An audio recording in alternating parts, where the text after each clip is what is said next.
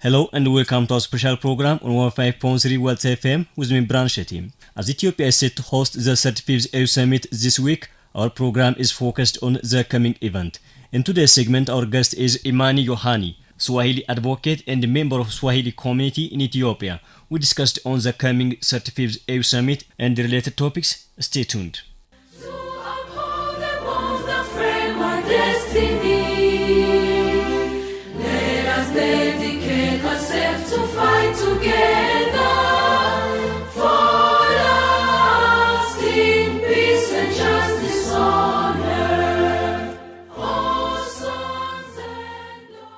Imani, thanks for joining me. Thank you so much. The 35th EU Summit will be held in Addis Ababa. What is the significance of the summit in being held at this particular time in the country?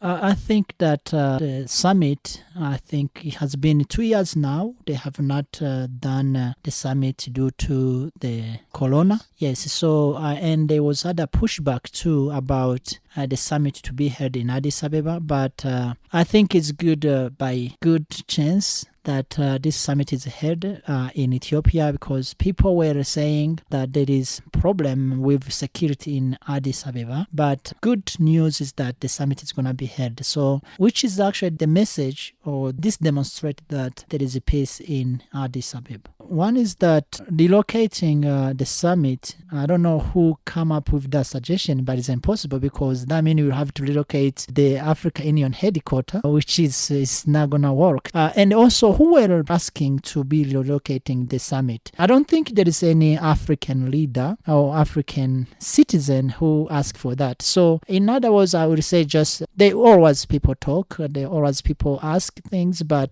this shows that Ethiopia is safe, which I hope everyone knows. I mean, Addis Ababa specifically, where the summit is held. Number two is that no one should be able to choose what African should do, and specifically if you're not from Africa. So I think in short answer is that the summit has to be held in Ethiopia, and the advantage of this summit is what we should be looking forward, and not the reason why some people did not want the summit to be held in Ethiopia. Imani, the Pan-Africanism movement is right now regaining its foothold, I can say, in the continent after events in Ethiopia in the past year. What is your take on the ideologies of Pan-Africanism movement in terms of attaining continental development and independence, and also solving African problems with African ideals? I think Pan-Africa, it was the good choice compared to the African Union. I think if we could have taken the road to the full United States of Africa, as Kwame Nkrumah wanted, we should be in different stage now. But since we choose, or people choose to create the organization of the African Union back in 1963, that's why we have a lot of things has not been done right. Our economy is going down and down every time. But if we take the road to Pan-Africa, we will definitely be able to overcome a lot of the challenge Africa is encountering. It's not only Africa, every country has its own issues. Every area, not only even countries in Europe, Asia, in America, North and South, there is always challenge. But if we will go as one single country, it will be more easier. Now, back to the question you're asking. For me, I believe that until when we have one unified language, we will not be able to overcome any unity and any development. Let me tell you the truth. Me and you now are talking in English, discussing the issues of Africa, the unity of Africa. Why don't we use our own language? Even the African Union we are talking about, every record we have, every document is recorded either in French or English or Portuguese or Spanish. There is nothing really present as in African Union in terms of record or communication. So we need Swahili or Kiswahili language in that. What is the importance of native languages like Swahili in creating condition for regional integration? Yeah, let me start by explaining what is Swahili, because a lot of people don't know about Kiswahili or Swahili. Swahili is the first spoken language in Africa by many countries and by many people. Swahili also is neutral to the ethnic conflicts because it does not belong to any ethnic. It is non-ethnic language. There is no ethnic called Swahili or anything like that nature.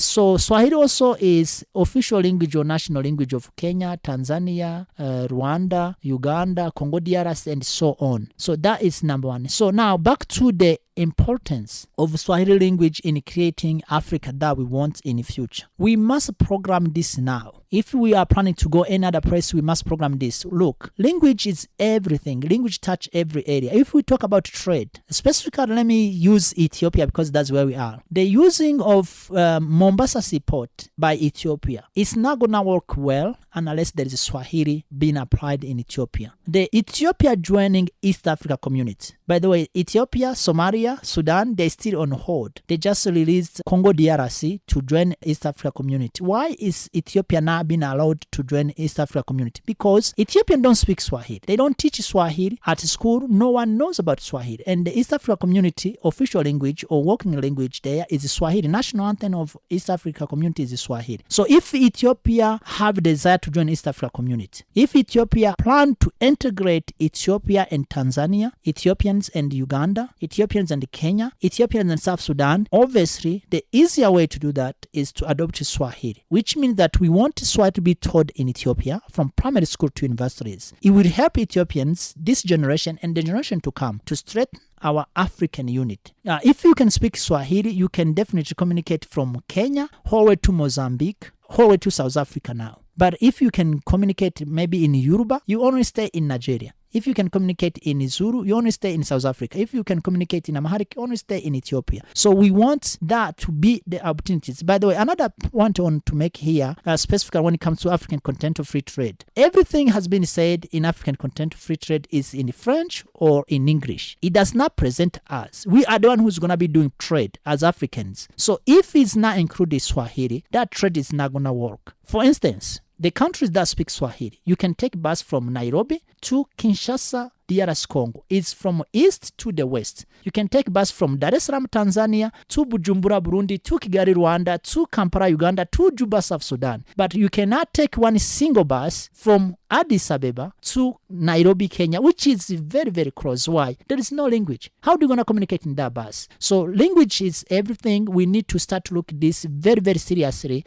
because if we don't understand each other, we can never, ever help each other. The African Union doesn't have a common regional language. How can you adapt an African language as a working language of the Union?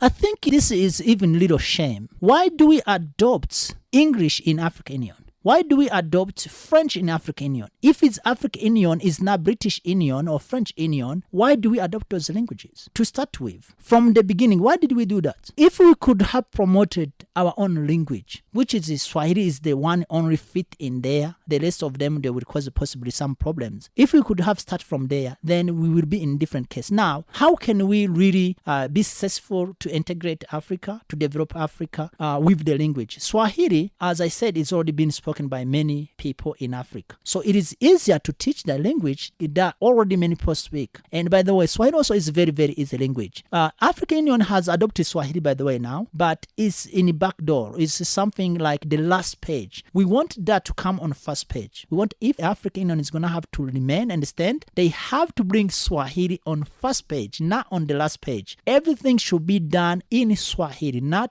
in English or French and then some translation and so on and Arabic. No, we want, if everyone go to stand there to speak to Africans about our issues, our conflicts, our problems, our plan, you should speak Swahili. If you don't speak Swahili, someone should be translating for you in Swahili language. So I think that is calling. We want to call all those readers.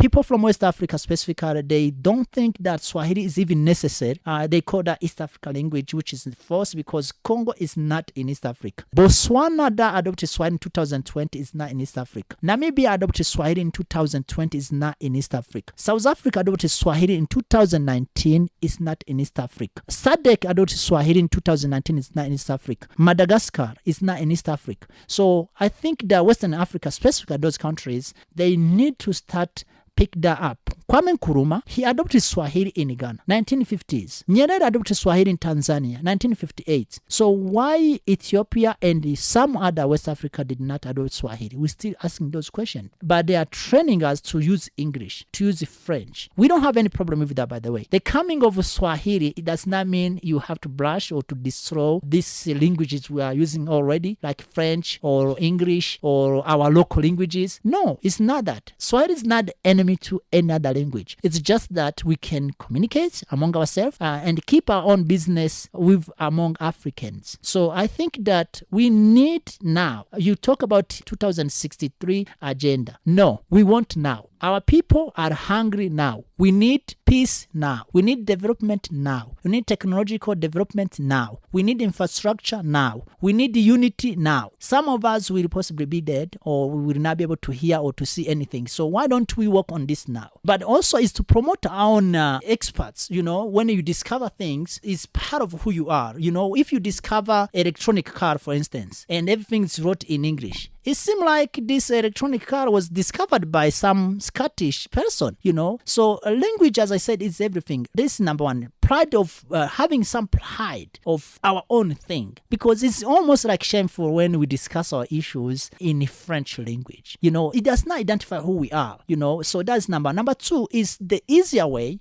to unite Africans. We are very, very divided. But if we have one language, I guarantee you that some of these issues will go away. If we have one neutral language to our conflicts, for instance, Tanzania, I always tell people, Tanzania is called the heaven of peace. There is 121 ethnics and 125 languages in Tanzania. But the country is in peace. Why? Because they are using Swahili when it comes to the national issues or anything they have to deal with. So if we're going to create the United States of Africa, I'm not talking about Africa, any on me, as a Pan-African, I believe that we need one single government as United States of Africa. So we need to have one language that we can deal with that. So language is everything and we must take this more serious than ever.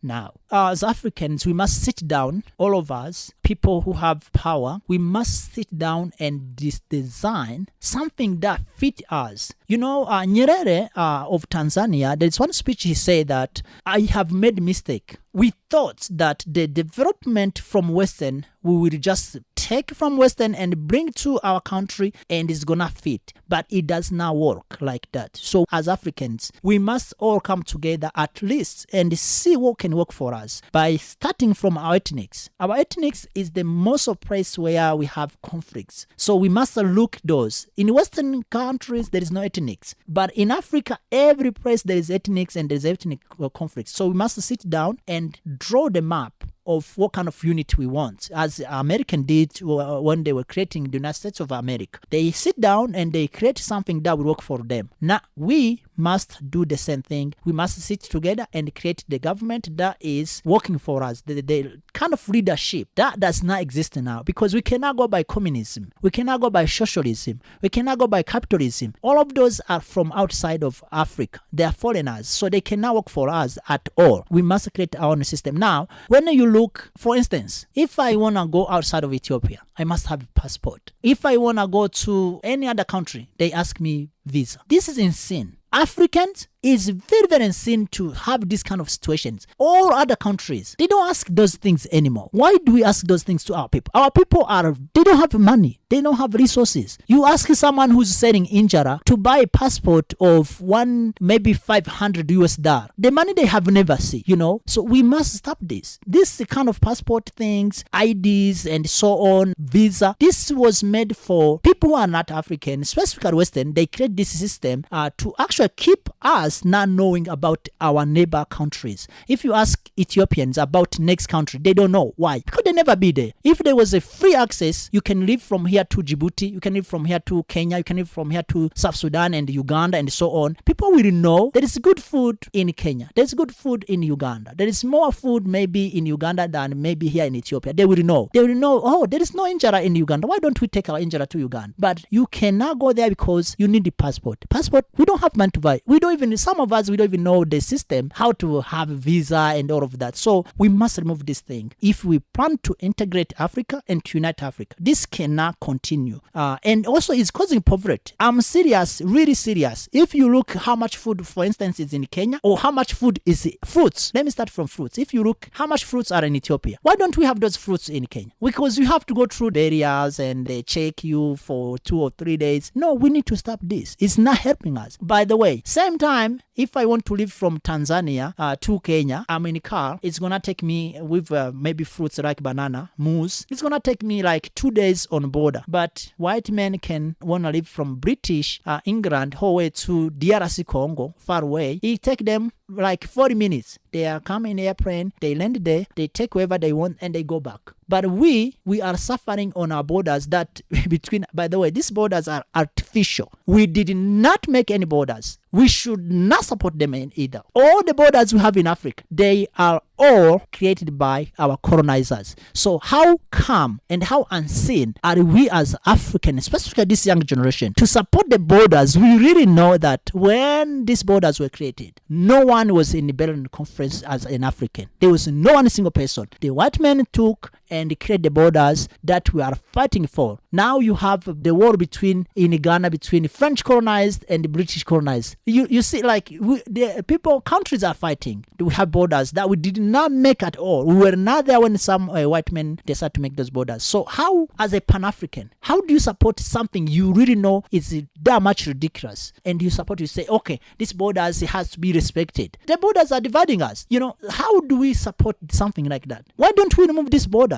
What are good for these borders? Nothing. They are not helping anyone in Africa at all. They are just the barrier to our development, to our unity, to our integration, to our even expanding our ideas. You cannot expand ideas with these borders. It's not going to work. Our knowledge is down because of what? We have a problem with these borders. You cannot cross those borders. So we must stop them. As long as Africa is not united, is the cooked, well-prepared cake for anyone. Stephen Biko from South Africa said this: black men, you are alone. In West Africa now we have Burkina Faso, Mali, specifically, and Central African Republic. Even Chad is coming out as well. They are revolting specifically French or European military forces. Because since those military forces has been in those countries, the terrorism organization increase every night. Let me tell you another secret. In Congo DRC, for instance, there is United Nations peacekeeping troops. Since the death of Patrick Lumumba, I love him by the way, until today. But there is also no peace. No one single day there is a peace in Congo DRC. So we should start to think, if these people come really to stand for peace, how come we never have peace in those areas? People are revolting. Now, the question comes, and we have to be very, very careful as Africans. When these people leave out, they are pushing out, I saw Danich, I think in Mali, they kick out the Danich and the French military, but they are bringing in Russia, They are taking out the West, but they are bringing in East. So those are not also, people should think, let me reverse this.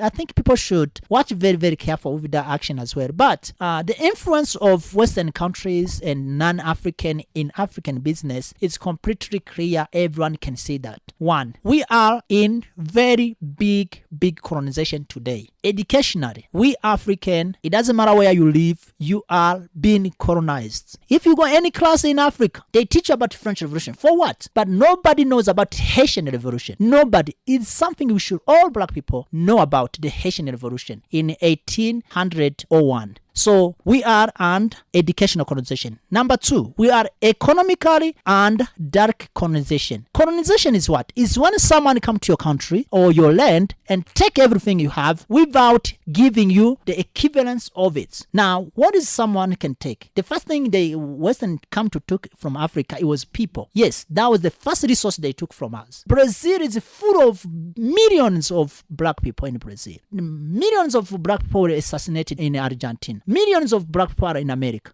Is the first resource they took from us. We will not even get that resource from back. Number 2, someone comes and take the real resources like gold, diamonds, So they did that too. Now they are doing the same thing. Our oil is being taken by some people by paying 1.5% or 0 point something, or our diamonds and gold in Zambia is being taken by paying little money and not even tax. Some of the areas they don't even pay. So we are in a bad, very, very deep colonization that if we don't wake up this time, maybe this point they will figure out us, and that's why they are increasing military bases in Africa. Like Djibouti has different 7 countries military bases in one small country. So what are they there to do? Do you think they are just there? They are invited to the party? No, they have a plan. So I would call all Africans. If you are a leader, maybe you are in good position now. You are sitting and you are enjoying your life because maybe someone has give you the money or they have give you this and that, but your children are not safe. The children of Mumpoto Sese Seko Banga of Congo, they are now begging in Europe. They don't even have money at all. So if you are sitting and you are happy, please remember your children. If Africa will unite, there is no way we will ever overcome these colonizers. And there is no way we will ever unite unless we have one common language, and which is Kiswahili or Swahili to say. Imani Yohani Paulo, I thank you for your precious time. Thank you so much. I will see you all in the Swahili class.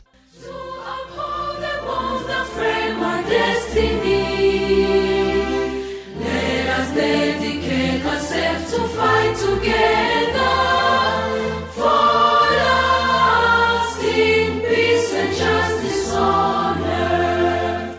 Oh, sons and daughters. That concludes today's special edition that focused on the AU Summit. Thanks for listening. Stay with us.